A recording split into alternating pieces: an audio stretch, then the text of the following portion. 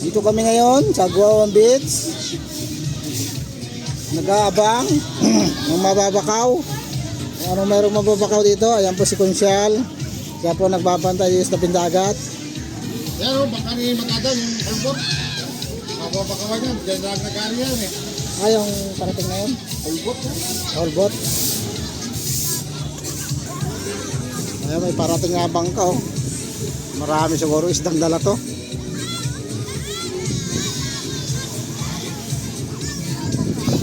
Dito kami sa Guawan Beach, Barangay Sisiman, Marabiles, Bataan. Ayan, kung makikita nyo, ayan o, dagat, tapos malaking barko.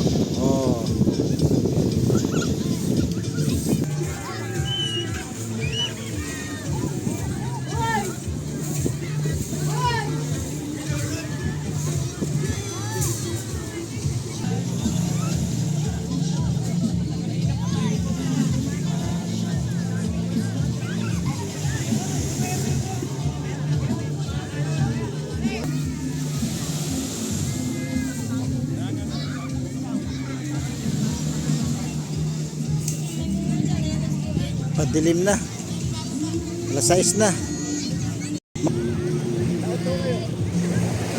Ayoko maglaot.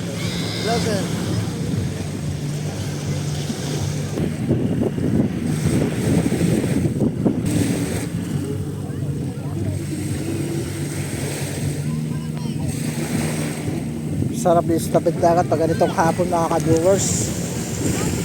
Ganda ng simoy ng hangin, malamig, katamtaman yung alon, at ang paglubog ng araw, kita nyo ang kulay, kulay itim, asul, tsaka madilaw-dilaw na kulay pink na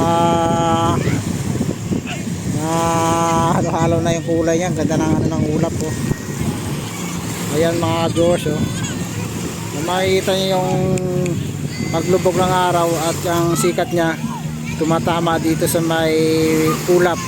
Makikita niyo yung kulay itim, asul, dilaw, tsaka pink na mamula-mula. Ayan, makikita niyo yan oh. Tapos banda rito, ayan oh, medyo maulap.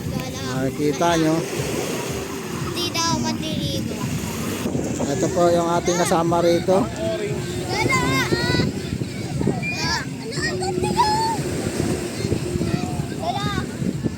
Ayan. Pag itong hapon po, maraming namamasyal dito sa tabing dagat. Ayan, maraming nagpipicture sa paglubog ng araw. Napakaganda po ng hangin, napakasarap, malamig-lamig. Habang makikita nyo sa paligid, itong makapal na kagubatan. Ayan. Pero mataas na ano dyan, ayan o, tambotso ng malaking makina.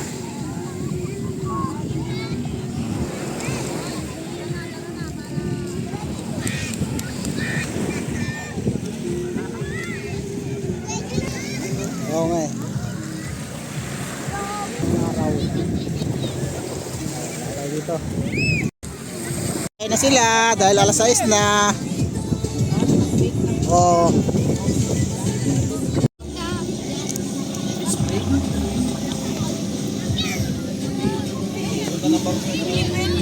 Ah ba? Limas ah. Limas yung ano ah. Yeah, yeah. Ay, ano, alimasag.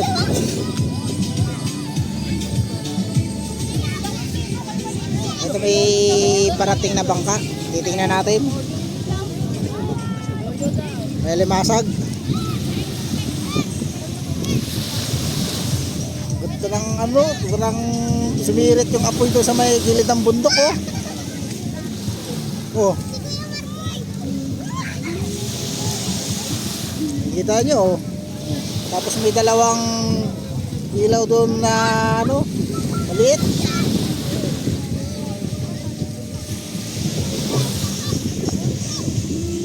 Ganda no?